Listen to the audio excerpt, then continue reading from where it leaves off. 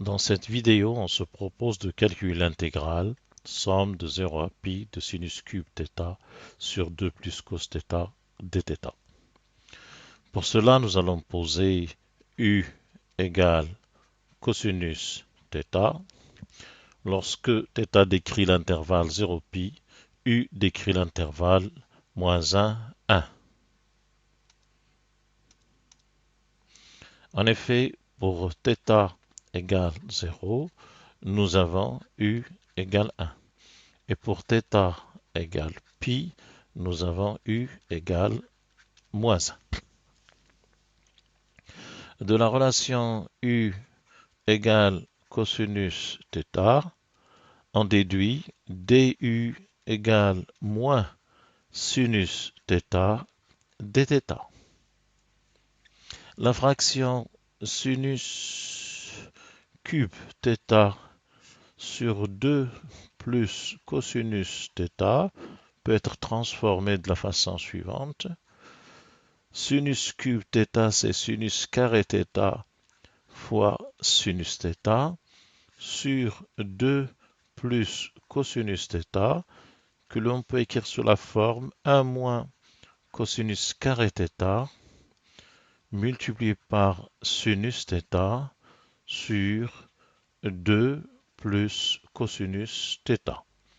On voit apparaître ici le sinus de θ qui figure dans le terme du.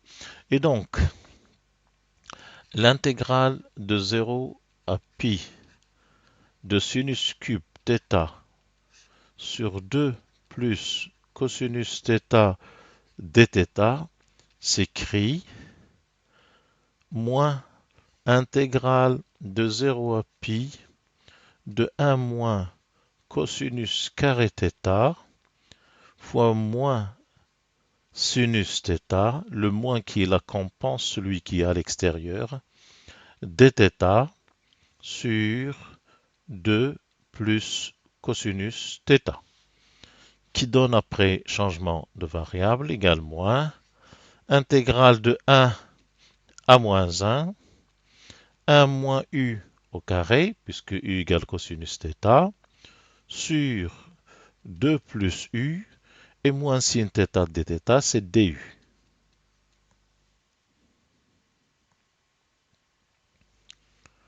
Maintenant, la fraction rationnelle 1 moins u carré sur 2 plus u peut se simplifier en l'écrivant sous la forme 4 moins u carré moins 3 sur 2 plus u, et on obtient 4 moins u carré sur 2 moins plus u, ça nous donne 2 moins u, et il nous reste moins 3 sur 2 plus u.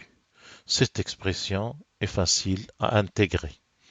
D'où, en écrivant cette intégrale avec les bornes dans le bon ordre, en enlevant le moins, on obtient égal l'intégrale de moins 1 à 1 de 2 moins u moins 3 sur 2 plus u du, qui donne 2u moins 1 demi u carré moins 3 ln de 2 plus u en valeur absolue pris entre moins 1 et 1. Et cela donne pour u égale 1, 2 moins 1 demi moins 3 ln de 3. Et pour u égale moins 1, on obtient moins 2 moins 1 demi. Et pour u égale moins 1, là, on obtient ln de 1 qui est nul. Ceci se ramène à 4 moins 3 ln de 3.